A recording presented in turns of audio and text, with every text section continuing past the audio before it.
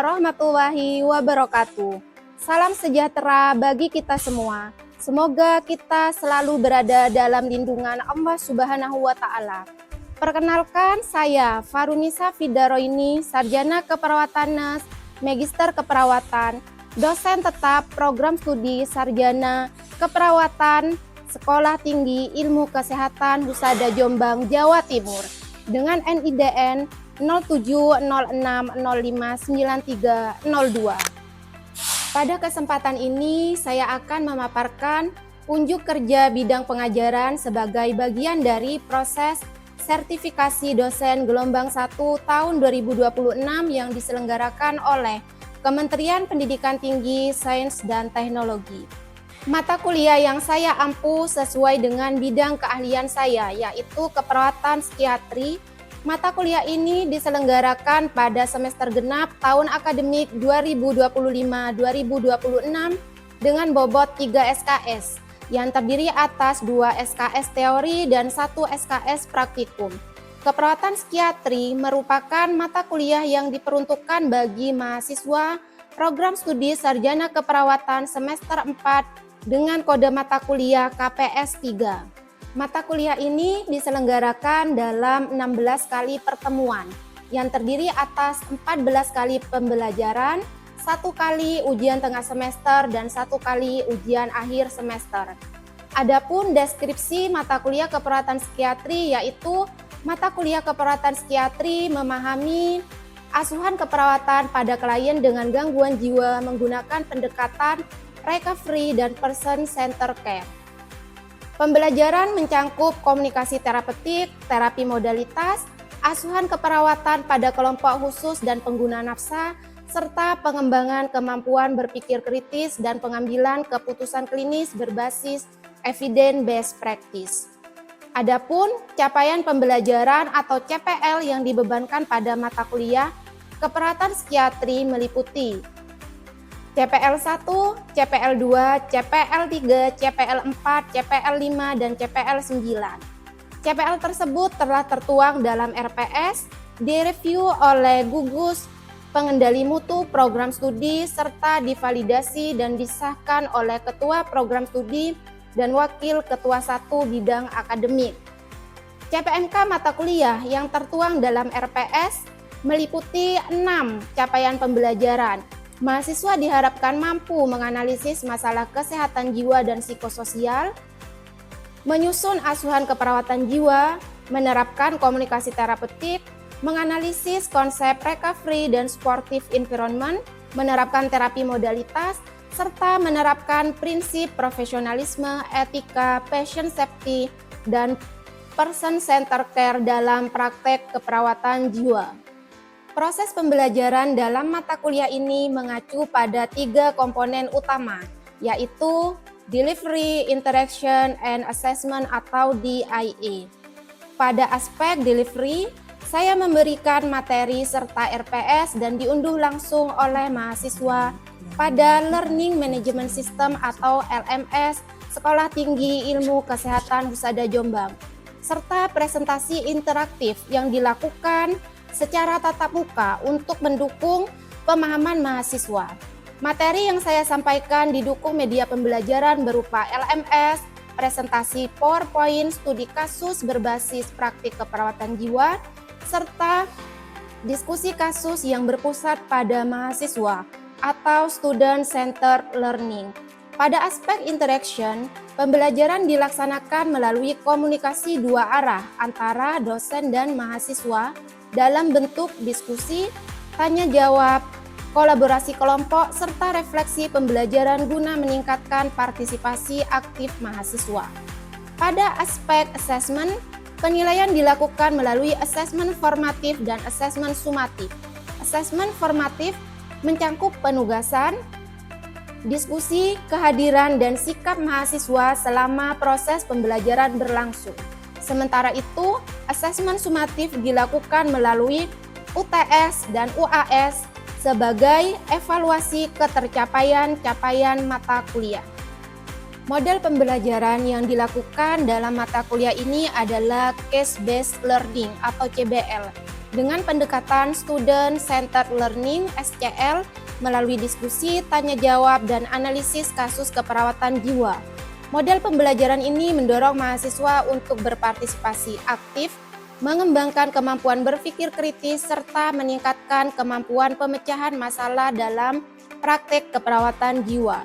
Referensi yang digunakan dalam pembelajaran ini terdiri atas bahan ajar dan modul praktikum yang saya kembangkan sendiri, serta didukung oleh buku referensi karya para ahli dan artikel jurnal ilmiah bereputasi yang relevan dengan materi pembelajaran. Dengan demikian, mahasiswa memperoleh sumber belajar yang berbasis evidence dan sesuai dengan perkembangan keperawatan jiwa. Baik, berikut adalah proses pembelajaran pada mata kuliah keperawatan psikiatri dengan materi konsep recovery dan supportive environment dalam pelayanan keperawatan jiwa. Demikian deskripsi singkat serta cuplikan proses pembelajaran dari mata kuliah keperawatan psikiatri yang saya ampu. Semoga dengan adanya video ini bisa menjadi pertimbangan yang baik dalam proses penilaian sertifikasi dosen gelombang 1 tahun 2026. Akhir kata, saya ucapkan terima kasih. Wassalamualaikum warahmatullahi wabarakatuh. Assalamualaikum warahmatullahi wabarakatuh. Waalaikumsalam warahmatullahi wabarakatuh. Selamat pagi semuanya. Pagi, Ibu. Baik, ini pertemuan kita yang ke-11 ya. Nah, ini sebelum memulai perkuliahan, Ibu cek dulu presensinya apakah hadir semua? Hadir, Ibu. Baik, hadir semua ya. Nah, karena sudah hadir semua, kita lanjut pembelajaran pada hari ini.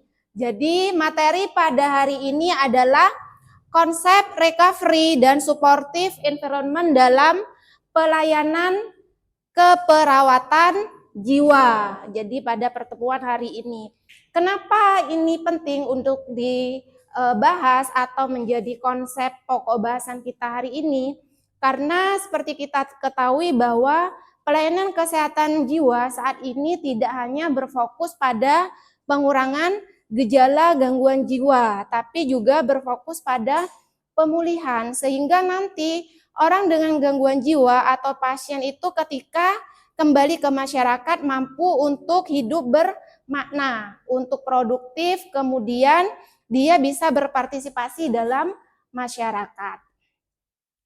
Ini sebelum memulai pembelajaran, ini saya sampaikan profil singkat saya sebagai bidang keahlian keperawatan jiwa. Di sini sesuai dengan mata kuliah yang saya ampu, yaitu keperawatan psikiatri. Di sini saya juga menghasilkan karya dan bahan ajar, yaitu book chapter keperawatan jiwa tahun 2024 dan modul praktikum keperawatan psikiatri tahun 2022.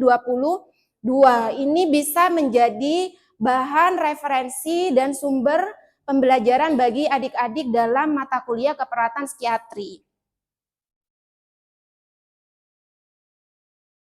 Kemudian di sini capaian pembelajaran pada pertemuan hari ini. Jadi kita harapannya apa pada pertemuan hari ini, yaitu CPMK 4, capaian pembelajaran mata kuliah 4. Mahasiswa mampu menganalisis konsep recovery dan supportive environment dalam pelayanan keperawatan jiwa. Kemudian sub CPMK ini L6 dan indikator pencapaian kompetensi mahasiswa diharapkan nih ya mampu menjelaskan konsep recovery yang pertama. Kemudian mahasiswa mampu menjelaskan supportive environment dan mahasiswa mampu menganalisis penerapan recovery dan supportive environment dalam pelayanan keperawatan jiwa.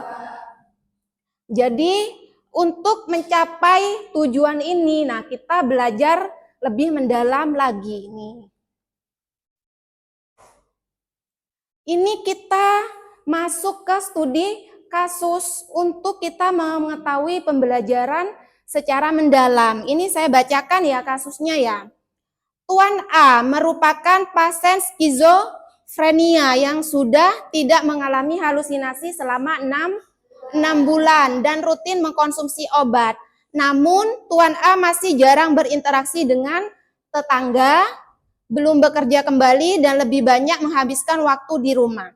Keluarga mengatakan bahwa Tuan A sudah sembuh. Di sini menurut kalian atau menurut saudara, apakah benar demikian? Di sini saya beri kesempatan kepada adik-adik mahasiswa, adakah yang ingin memberikan pendapatnya? Baik, silahkan. Menurut saya itu sudah sembuh, karena gejalanya itu sudah tidak ada.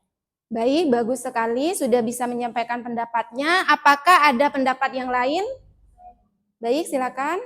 Menurut saya belum sepenuhnya sembuh Ibu, karena masih belum berfungsi secara sosial. Baik, bagus sekali. Nah, di sini kalau kita lihat dari pendapat yang diberikan oleh dua temannya tadi, berarti ada dua sudut pandang yang berbeda. Bagaimana kita nanti akan menelaahnya? Nah, kita belajar lebih lanjut, lebih mendalam terkait ini. Konsep recovery. Jadi apa itu recovery? Recovery adalah proses individu mencapai hidup yang bermakna, kemudian produktif, kemudian meningkatkan harapan individu agar kehidupannya lebih optimal. Jadi ketika kembali ke masyarakat, dia mampu seperti pada umumnya, jadi bisa belajar, bekerja, dan berpartisipasi aktif dalam kehidupan sosialnya. Kemudian kalau kita lihat di sini ya, mental illness. Jadi recovery itu sebenarnya adalah proses, bukan tujuan akhir yang tadi. Proses ketika kita nanti dalam proses pemulihan. Nah, untuk selanjutnya kita belajar lebih mendalam lagi. Nah, harus paham terkait sembuh versus pulih. Jadi, apa itu sembuh, apa itu pulih? Sembuh di sini adalah clinical recovery atau clinical recovery ya disebutnya, sedangkan pulih adalah personal recovery. Di sini clinical recovery, gejala gangguan jiwa berkurang atau hilang. Nah, tapi fokusnya ini ya, contohnya kondisinya sudah mulai stabil. Kalau kita kaitkan dengan Tuan As tadi, sudah rutin mengkonsumsi obat, kondisinya juga sudah stabil. Nah, ini fokusnya pada kepatuhan pengobatan dan kondisinya klinis stabil, kemudian gejalanya sudah mulai berkurang. Sedangkan personal recovery atau pulih ini berfokus pada harapan atau hope di sini. Jadi orang atau pasien dengan gangguan jiwa itu kita bisa dia itu punya harapan. Jadi harapannya mampu menjalankan peran sosial, mampu hidup, bekerja, belajar, dan berpartisipasi dalam masyarakat. Sehingga ini fokus hidupnya itu meningkat, kualitas hidup dan makna hidup. Oke, di sini kalau kita balik lagi analisis kasus yang tadi, apakah Tuan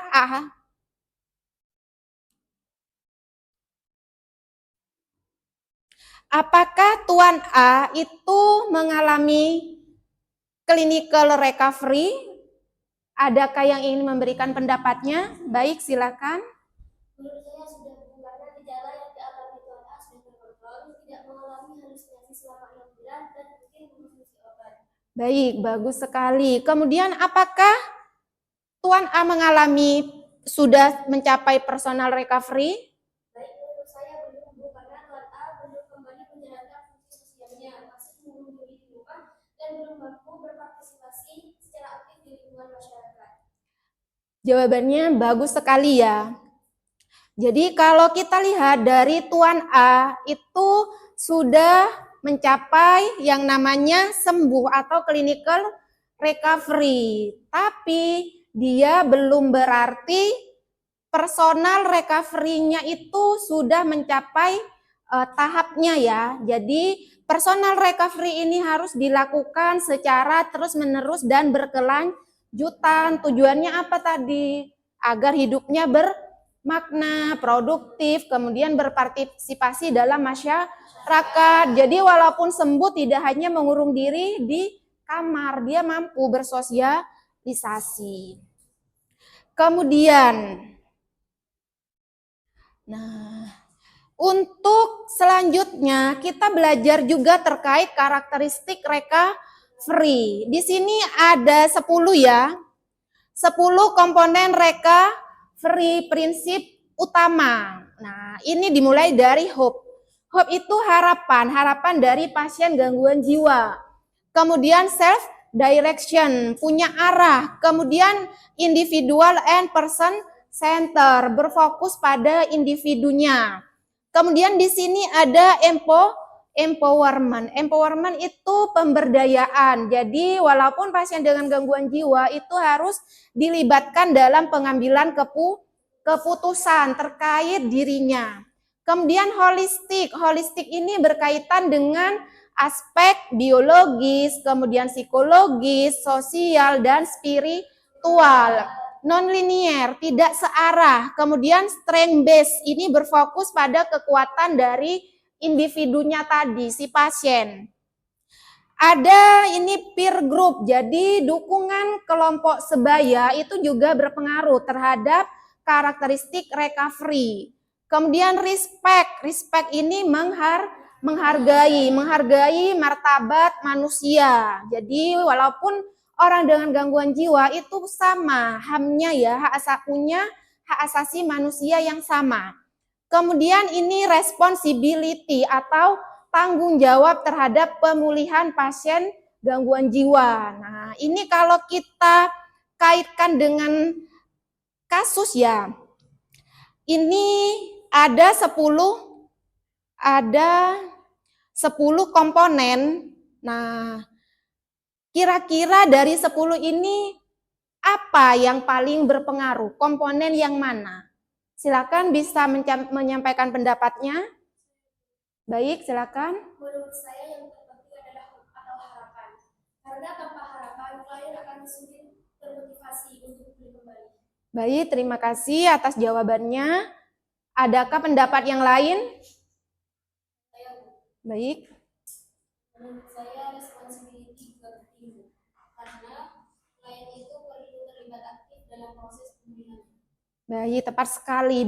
Jawabannya sudah bagus ya terkait komponen recovery di sini. Jadi kalau kita artikan sebenarnya hope ini adalah proses dasar dari pemulihan pasien gangguan jiwa. Kemudian responsibility tadi adalah tanggung jawab dari pasiennya. Nah, tanggung jawab bagaimana dia mencapai tujuan recovery. Jadi kalau kita simpulkan sebenarnya komponen yang 10 ini saling berkaitan dan saling berhubungan satu sama lain, saling mendukung. Jadi harus kita libatkan semuanya ya, agar nanti pasien itu bisa mengalami hidup yang bermakna tadi, kualitas hidupnya optimal.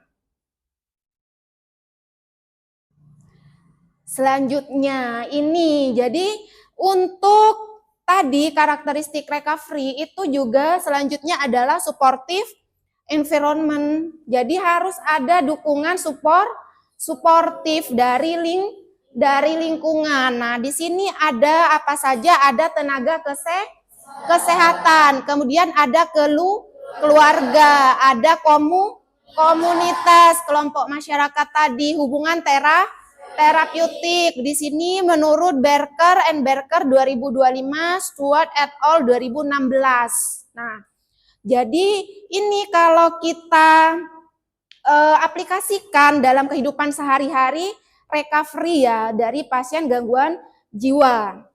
Kemudian konsep supportive environment ini didukung juga oleh Tidal model yang tadi dikembangkan oleh Barker and Buchanan Barker. Nah, menekankan pentingnya dukungan lanjutan. Jadi tidak hanya diberikan obat, tapi diajarkan untuk pasien itu bersosialisasi. Nanti biar hidupnya bermakna ketika dia kembali ke masyarakat, menjalankan perannya sesuai peran masing-masing, bisa belajar, bekerja, dan berpartisipasi aktif dalam lingkungan sosial. Nah, kalau kita lihat suportif ini ya, suportif environment, kira-kira ini yang paling dekat dengan pasien dan mendukung proses dari supportive environment ini siapa kira-kira dari keempat ini?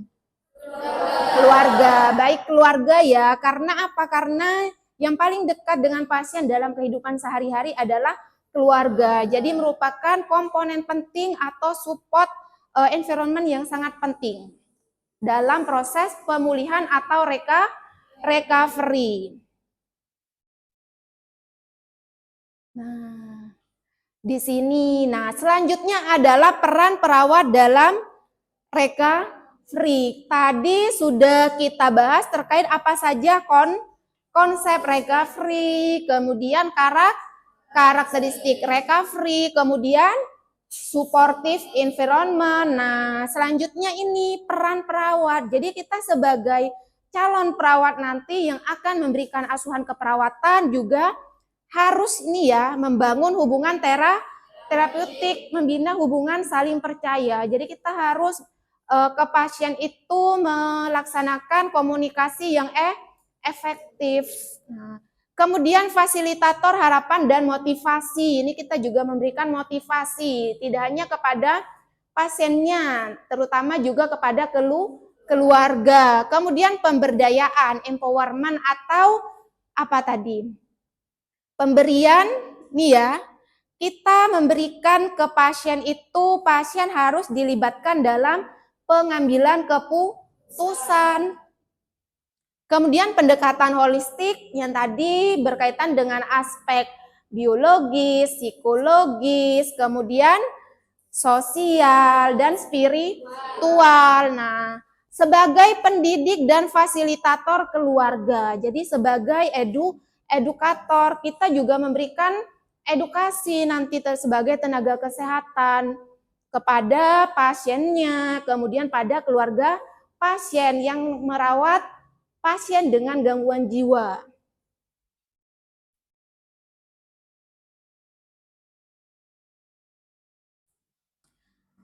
Setelah kita pelajari yang tadi ya, nah ini ada analisis kasus yang kita sudah bahas ya beberapa tadi ya.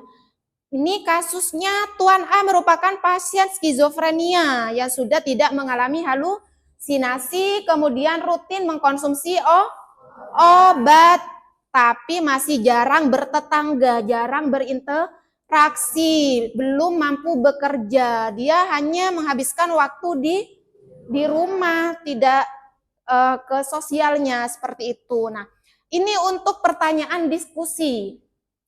Yang pertama, apakah Tuan A sudah sembuh? Yang kedua, apakah Tuan A sudah pulih? Dukungan apa yang dibutuhkan oleh Tuan A? Apa peran perawat dalam mendukung recovery Tuan A? Ini saya berikan kesempatan kepada adik-adik yang ingin memberikan pendapatnya untuk pertanyaan pertama dan kedua. Baik, silakan. Tuan A sudah mengalami klinikal recovery atau sembuh, tetapi belum mencapai personal recovery atau pulih. Baik, bagus sekali ya untuk jawabannya. Kemudian, dukungan apa yang dibutuhkan oleh Tuan A? Baik, silakan. Tenaga kesehatan dan komunitas itu sangat penting sekali. Jadi ketika Tuan A ini masih jarang berinteraksi, jadi kita juga harus memberdayakan keluarga, kemudian juga harus berkolaborasi dengan tenaga kesehatan dan komunitasnya juga. Yang keempat, peran perawat dalam mendukung recovery Tuan A. Baik, silakan. Perawat berperan sebagai edukator, motivator, fasilitator, dan pemberdaya. Pemberdaya, baik, bagus sekali ya. Ini sesuai dengan materi yang kita pelajari tadi. Jadi kalau kita lihat recovery itu apa tadi? Ada clinical recovery dan personal recovery. Oke, itu yang harus kalian ingat ya, karena itu pokok bahasan penting. Jadi recovery itu tidak selalu, clinical recovery itu tidak selalu personal recovery. Jadi karena clinical recovery itu fokusnya kepada pengurangan gejala. Tapi kalau misalnya personal recovery itu terkait pulih. Jadi bagaimana individu itu mampu berinteraksi secara sosial. Nah, ini. Sampai di kesimpulan. Untuk sekarang ini materinya adalah recovery adalah proses individu untuk hidup secara bermakna. Kemudian produktif dan mencapai kualitas hidup yang optimal meskipun masih memiliki keterbatasan akibat gangguan jiwa. Recovery tidak sama dengan sembuh. Seseorang mencapai stabilitas klinis, clinical recovery, tetapi proses pemulihan personal recovery masih terus berlangsung. Nah, ini kalau kita kaitkan clinical recovery itu ya tadi hidupnya harus tetapi proses pemulihan personal masih terus berlangsung. Nah, harus selalu dioptimalkan. Selanjutnya supportive environment meliputi dukungan tenaga kesehatan. Di sini tidak hanya perawat ya, tapi juga kita berkolaborasi. Kemudian keluarga, komunitas, dan hubungan terapeutik dalam pendukung recovery. Perawat berperan sebagai fasilitator. Kita memberikan fasilitas dalam artian apakah keluarga itu butuh edukasi ataukah butuh peran kita sebagai seorang perawat. Kemudian ini edukator, pendidik, memberikan edukasi kita nantinya berkaitan dengan kondisi yang dialami oleh pasien. Kemudian pemberdaya, memberdayakan tidak hanya pasien dan keluarga pasien. Nah, kita juga harus berkontribusi secara aktif. Kemudian advokat dalam membantu klien mencapai recovery yang optimal. Di sini sumber pustakanya atau referensinya Stewart et al. 2016, Barker and Barker 2005, dan Bio et al. 2025.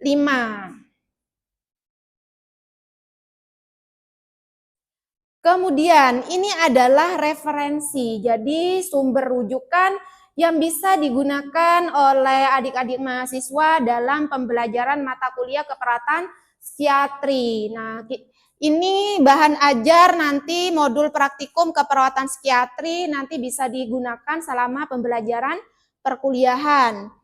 Kemudian ini juga book chapter keperawatan jiwa, ini juga berkaitan dengan konsep recovery yang kita bahas pada hari ini. Dan beberapa karya atau jurnal bereputasi yang relevan dengan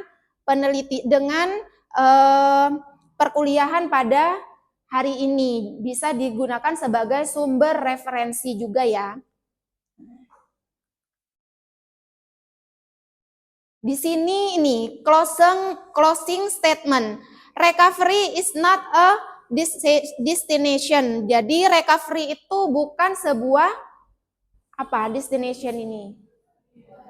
Bukan sebuah akhir, but journey toward a meaningful life, tapi perjalanan dari kehidupan yang bermakna. Makanya tadi kita belajar apa itu sembuh, apa itu pulih, kemudian belajar dari konsep recovery itu seperti apa, kemudian karakteristik yang mendukung itu komponennya apa saja, kemudian apalagi supportive environment yang berhubungan itu apa saja, dan peran perawat. Jadi harapannya kita nanti ya sebagai calon perawat jiwa kalian nanti, harapan saya setelah perkuliahan ini kita mampu untuk memberikan asuhan keperawatan jiwa khususnya pada recovery pada pasien dengan gangguan jiwa.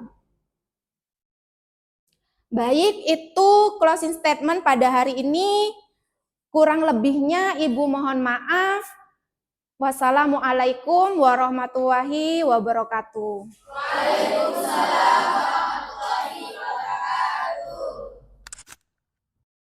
Demikian deskripsi singkat serta cuplikan proses pembelajaran dari mata kuliah keperawatan psikiatri yang saya ampu. Semoga dengan adanya video ini bisa menjadi pertimbangan yang baik dalam proses penilaian sertifikasi dosen gelombang 1 tahun 2026. Akhir kata, saya ucapkan terima kasih. Wassalamualaikum warahmatullahi wabarakatuh.